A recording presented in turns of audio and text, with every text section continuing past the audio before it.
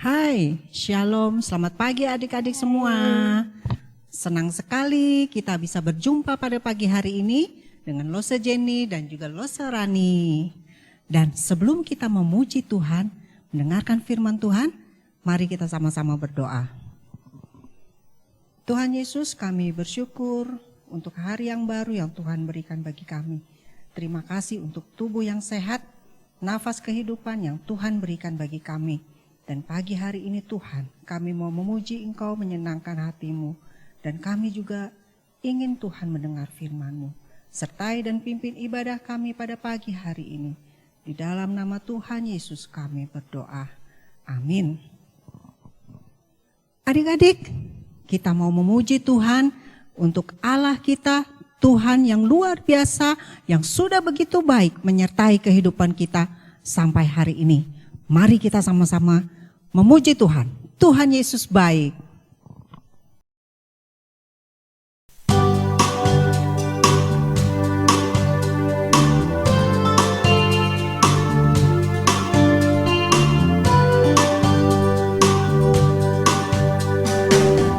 Tiada berkesudahan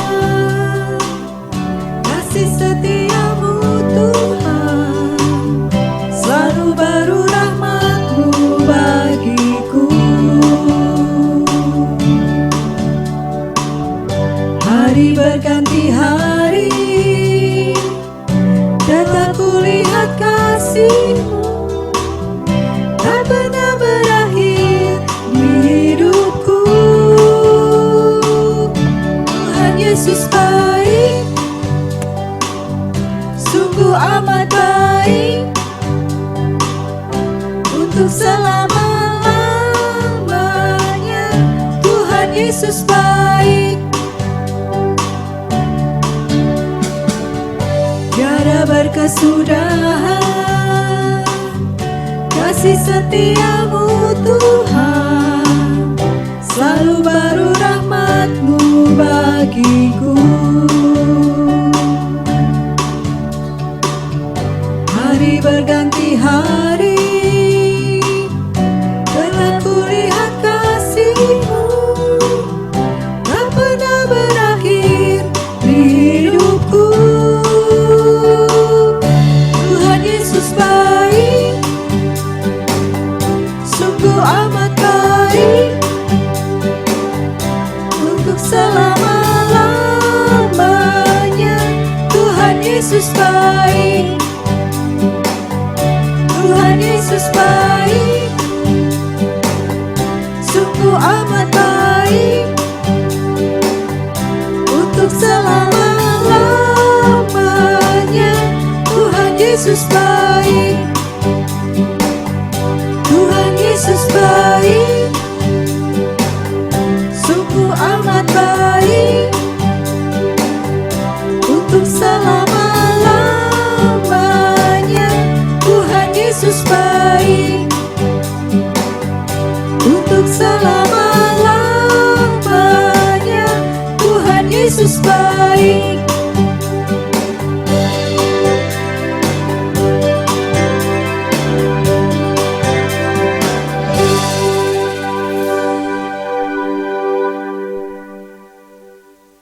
Nah, adik-adik, tadi kita sudah memuji nama Tuhan, saatnya kita akan mendengarkan firman Tuhan.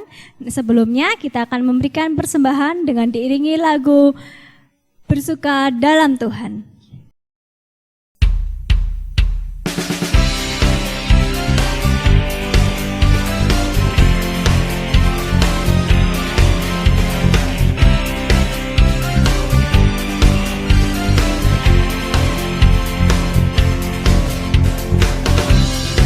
Hari ini, hari yang telah dijadikan Tuhan, mari kita bersuka. Hari ini, hari yang telah dijadikan Tuhan, mari kita bersuka dalam Tuhan, bersuka dalam Tuhan.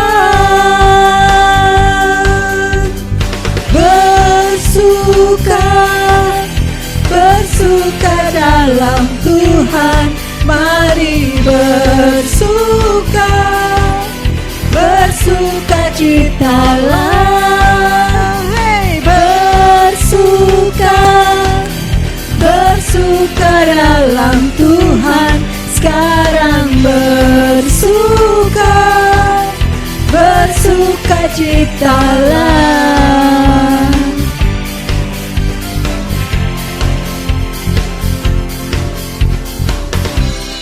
Hari ini, hari yang telah dijadikan Tuhan, mari kita bersuka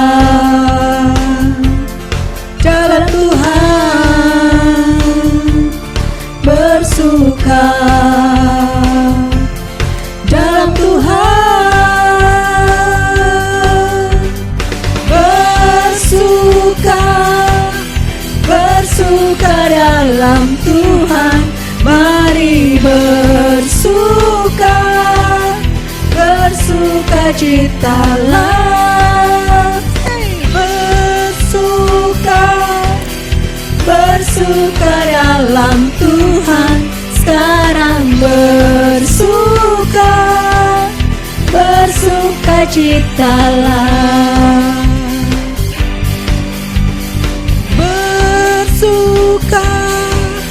Bersuka dalam Tuhan, mari bersuka, bersukacitalah,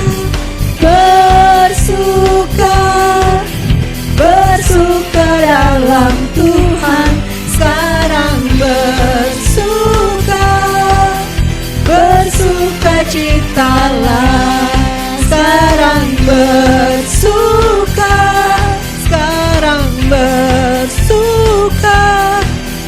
bersukacitalah.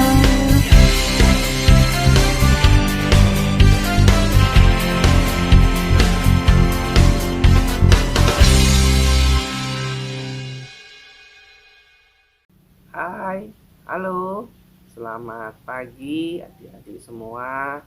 Bertemu lagi dengan Lause, dan kita akan bersama-sama belajar kebenaran firman Tuhan.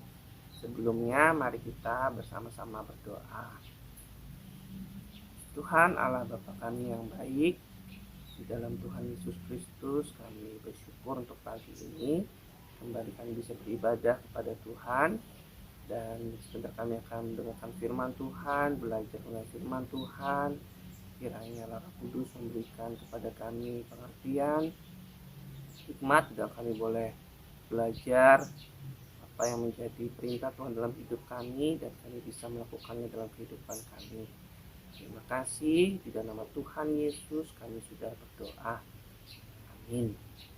Adik-adik, minggu lalu kita sudah belajar mengenai Raja Salomo, di mana Raja Salomo adalah raja yang dipilih oleh Tuhan untuk membangun bait suci.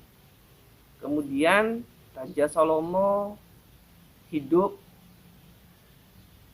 dengan takut akan Tuhan, dan pada minggu ini kita akan belajar lanjutan cerita mengenai Raja Salomo.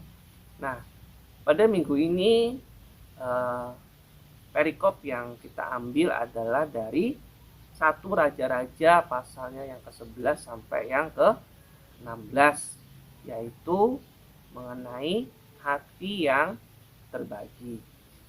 Raja Salomo adik-adik di masa mudanya melebihi semua raja yang ada di bumi, baik di dalam hal kekayaan, kemakmuran, bahkan hikmat daripada Raja Salomo itu sangat besar, karena Tuhan sendiri yang memberikan hikmat itu kepada Raja Salomo, dan ditaruh oleh Tuhan Allah itu di dalam hati Raja Salomo. Nah, kemudian adik-adik, Raja Salomo ketika sudah menjalani masa kejayaannya, kemudian juga begitu banyak berkat yang Tuhan juga limpahkan kepada Salomo, dan kerajaannya, ketika Salomo di masa tuanya, maka Salomo mempunyai hati yang mulai condong kepada hal-hal yang tidak disenangi oleh Tuhan. Jadi Raja Salomo mulai melakukan dosa yang tidak berkenan kepada Tuhan. Jadi di dalam 1 Raja-Raja pasal 11 yang kita baca nanti, adik-adik baca, itu Salomo melakukan banyak hal. Misalnya yang pertama, Salomo mempunyai banyak istri. Jadi ada di Alkitab diceritakan bahwa Salomo itu mempunyai 700 orang istri dan 300 selir. Kemudian perempuan-perempuan yang dinikahi oleh Salomo itu adalah perempuan-perempuan asing yang mereka itu tidak mengenal kepada Tuhan Allah, sehingga Salomo juga mulai jatuh ke dalam dosa penyembahan kepada ilah-ilah palsu dan berhala-berhala dari perempuan-perempuan yang dinikahi oleh Salomo. Ya, kemudian Salomo juga ikut membangun kuil-kuil berhala kepada dewa-dewa lain selain Tuhan Allah, dan hal itu sangat menyakitkan hati Tuhan Allah, adik-adik. Kemudian hal itu membuat hati Salomo tidak sepenuhnya lagi tertuju kepada Tuhan. Maka itulah hati Salomo mulai terbagi. Dulu di masa mudanya dia begitu takut akan Tuhan. Dia mengikuti apa yang Tuhan perintahkan, sehingga Tuhan memberkati Salomo begitu luar biasa. Tetapi di masa tuanya, Salomo mulai terpengaruh kepada istri-istri yang membawa dirinya jauh daripada Tuhan, dan Salomo juga tidak hatinya sungguh-sungguh tertuju kepada Tuhan, sehingga Salomo berdosa di hadapan Tuhan. Nah, adik-adik masih ingat beberapa minggu sebelumnya kita terus membahas bahwa dosa itu senantiasa mendatangkan konsekuensi, mendatangkan akibat yang harus diterima. Nah, begitu juga Salomo, adik-adik. Maka konsekuensi dari dosa yang dilakukan oleh Salomo adalah bahwa Tuhan Allah akan mengambil kerajaan tahta Salomo itu dari Salomo dan akan membagikannya menjadi kerajaan-kerajaan yang lain. Nah, tetapi adik-adik ingat bahwa di dalam beberapa minggu sebelumnya kita belajar bahwa Tuhan Allah itu juga mempunyai satu perjanjian kekal kepada Raja Daud. Apa itu, adik-adik, perjanjian kekalnya itu? Atau covenant namanya, adik-adik ya.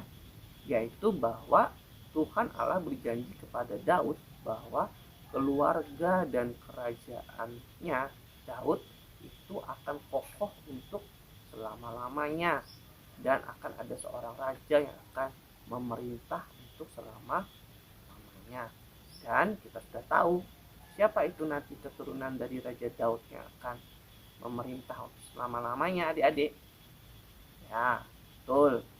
Dia adalah Yesus Kristus, yaitu Tuhan Juru Selamat kita. Dia juga sebagai Raja yang kekal yang nantinya akan memerintah kita selamanya, umat manusia. Nah, ya adik-adik ya. Jadi kita kembali lagi bahwa konsekuensi dari Salomo yang berdosa, maka Tuhan Allah akan mengoyakkan kerajaan yang dulunya kokoh dari Salomo yang begitu besar, itu akan terbagi menjadi dua, yaitu kerajaan Israel dan kerajaan Yehuda. Nah, di dalam gambar yang adik-adik lihat ini, bahwa di situ ada gambar mahkota yang terpecah yang melambangkan kerajaan dari Raja Salomo yang terpecah. Bahwa ketika itu Tuhan Allah mulai membangkitkan musuh-musuh terhadap Raja Salomo. Kemudian sesudah Raja Salomo meninggal, maka anaknya yaitu Rehabeam itu mewarisi tahta dari Salomo. Tetapi juga ada saudaranya Rehabeam yaitu Yerobeam itu juga mulai memberontak, sehingga mulai dari sinilah kerajaan Salomo itu mulai terpecah. Jadi 10 suku bangsa Israel itu memihak kepada Yerobeam, dan hanya 2 suku yaitu suku Yehuda dan suku Benyamin yang memihak kepada Raja Yehuda. Nah, di dalam peta yang kita lihat ini adik-adik ya, di situ akan membantu kita bahwa pembagiannya itu adalah wilayah di bagian atas yaitu di bagian utara, dan di bagian bawah itu di sebelah selatan. Nah, di sebelah utara itu adalah kerajaan Israel, dan di bawah di selatan itu adalah kerajaan Yehuda. Rajanya adik-adik mulai berbagi bahwa kalau di kerajaan Israel yaitu kerajaan utara itu raja pertamanya adalah Raja Yerobeam, dan di wilayah selatan kerajaan Yehuda itu adalah Raja Rehabeam. Kita akan bersama-sama melihat bahwa adik-adik dari perbandingan kerajaan Israel yang pertama dan sesudah yang terbagi. Jadi yang pertama adik-adik bahwa kerajaan Israel ketika raja pertama sudah dipilih oleh Tuhan yaitu Raja Saul. Kemudian karena Raja Saul tidak sepenuhnya mempunyai hati yang takut akan Tuhan, dan dia juga jatuh di dalam dosa, maka kerajaan Saul itu kemudian diberikan kepada Raja Daud. Nah, ketika di Raja Daud inilah Tuhan berjanji bahwa keturunan dari Raja Daudlah yang akan terus menerus menjadi raja, dan suatu hari dari keturunan Raja Daud itu akan ada seorang raja yang kekal yaitu Yesus Kristus. Kemudian dari Raja Daud itu kemudian anaknya adalah Raja Salomo yang dipilih oleh Tuhan untuk membangun bait suci. Ya, itu adik-adik ya. Kemudian ketika kerajaan itu terpecah, maka kerajaan Israel dan kerajaan Yehuda itu dipimpin oleh masing-masing rajanya secara turun-temurun. Nah, adik-adik lihat bahwa di kerajaan Israel itu ada beberapa orang raja. Tiga raja pertama ya, jadi itu ada Yerobeam, kemudian ada Nadab, ada Baesa, ya adik-adik ya. Itu adalah raja-raja yang pernah memimpin kerajaan Israel. Nah, selama 200 tahun ada 20 raja yang silih berganti memimpin di kerajaan Israel, dan sesudah itu kerajaan itu tidak ada lagi, yaitu kerajaannya sudah dikalahkan oleh bangsa lain dan tidak ada keturunannya lagi yang menjadi raja. Kenapa bisa demikian adik-adik? Karena hampir semua raja-raja di kerajaan Israel itu adalah raja-raja yang melakukan hal-hal yang jahat di mata Tuhan, melakukan dosa di mata Tuhan, sehingga Tuhan akhirnya tidak lagi memilih kerajaan Israel ini sebagai kerajaan yang turun-temurun dan kokoh untuk selamanya. Sebaliknya adik-adik, di kerajaan Yehuda, yaitu adalah kerajaan yang keturunannya itu adalah keturunan dari Raja Daud, dimulai dari Raja Rehabeam, kemudian Raja Abia, Raja Asa, ya adik-adik ya, dan seterusnya. Ada juga 20 raja yang memerintah itu selama 350 tahun secara bergantian. Dan adik-adik di sini ada bedanya. Kalau dulu di kerajaan Israel itu sesudah 200 tahun itu akhirnya kerajaannya ini runtuh, tidak ada lagi raja yang memerintah. Tetapi berbeda di kerajaan Yehuda, bahwa sesudah 350 tahun itu raja yang memerintah, kemudian janji Tuhan bahwa akan ada kerajaan itu kokoh selamanya, raja yang kekal, itu digenapi sesudah 500 tahun kemudian, yaitu dengan kelahiran dari Yesus Kristus. Maka kerajaan itu akan kekal untuk selama-lamanya. Nah ya, jadi ini juga kita bisa baca di dalam Matius pasal 1 ayatnya yang kedua sampai yang ke-16, yaitu mengenai cerita kelahiran Yesus Kristus. Kerajaan Yehuda ini dipilih oleh Tuhan karena adanya perjanjian kekal Tuhan Allah kepada Daud. Nah, adik-adik sekalian, ketika kita sudah mengetahui bahwa Yesus Kristus itulah sebagai Raja yang kekal yang akan memerintah untuk selama-lamanya, adik-adik, maka Tuhan Yesus itu akan memerintah di dalam hati kita, adik-adik ya. Jadi Tuhan Yesus itu akan senantiasa untuk menuntut kita untuk bertanggung jawab terhadap dosa kita. Tuhan Yesus itu mau pasti akan mengampuni dosa dan kesalahan kita bertobat, tetapi juga pasti ada konsekuensi untuk dosa yang kita lakukan, adik-adik ya. Jadi adik-adik bisa lihat bahwa Tuhan Yesus juga pasti akan memberikan kekuatan kepada kita untuk kita melawan dosa-dosa yang mau menggoda kita melalui Roh Kudus yang senantiasa mengingatkan kita supaya kita belajar untuk hidup kudus di hadapan Tuhan. Dan juga memberikan kita kemampuan untuk kita belajar untuk percaya dan taat sepenuhnya kepada Tuhan. Nah, jadi di sini ada beberapa pernyataan yang membuat kita, mengajar kita untuk semakin mengerti, adik-adik ya, mengenai dosa yang juga membawa akibat dan konsekuensi, adik-adik ya. Jadi nanti adik-adik bisa baca pernyataan ini dan mencentangnya, menjawabnya dengan mana yang benar dan mana yang salah, adik-adik ya.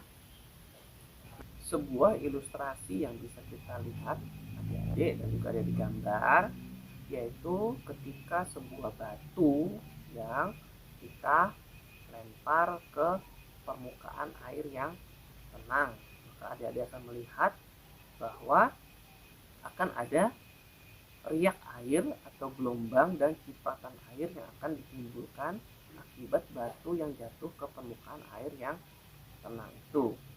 Begitu juga itu menggambarkan mengenai dosa yang kita lakukan, ya adik-adik ya. Jadi ketika dosa itu kita lakukan, selain dosa itu juga mempengaruhi kita, mengakibatkan kita itu merasa tidak nyaman, merasa kita tidak layak, dosa itu juga mengakibatkan bisa kepada orang lain, adik-adik ya, kepada teman-teman kita, kepada keluarga kita, sehingga mereka juga bisa ikut berdosa. Maka itulah sangat penting ketika adik-adik mau tergoda akan godaan iblis melakukan dosa, maka kita berdoa kepada Tuhan supaya Tuhan memberikan kita kekuatan untuk kita tidak melakukan dosa itu. Nah, adik-adik ya. Nah, kemudian ketika kita sudah berdoa kepada Tuhan, maka kita percaya bahwa Tuhan pasti akan memberikan kita pertolongan dan kekuatan dan bahkan melepaskan kita daripada dosa yang menggoda kita. Nah, demikian adik-adik untuk firman Tuhan yang sudah kita dengar bersama-sama. Jadi biarlah pelajaran dari Raja Salomo ini membuat kita bahwa jangan sampai kita mempunyai hati yang berbagi. Hati kita harus sungguh-sungguh kita persembahkan kepada Tuhan supaya kita bisa memuliakan nama Tuhan. Tidak kita bagi sehingga hati kita mau untuk melakukan kehendak daripada iblis sehingga kita berdosa, adik-adik ya. Tetapi kita senantiasa berdoa supaya kita menjadi anak-anak Tuhan yang baik, anak Tuhan yang dengan kebenaran dan memuliakan nama Tuhan senantiasa di dalam hidup kita. Oke, nah ada juga ayat hafalan ya adik-adik ya. Adik-adik terus belajar untuk menghafal ayat hafalan karena firman Tuhan yang kita hafal itu akan menjadikan hidup kita hari lepas hari untuk semakin baik di hadapan Tuhan. Ayat hafalan kita ada di Mazmur pasal 86 ayatnya yang 11 ya. Jadi dihafalkan. Seperti biasa kirimkan di grup kita ya. Oke. Mari kita bersama-sama berdoa. Tuhan Allah Bapa kami, terima kasih untuk firman Tuhan yang sudah kami dengar.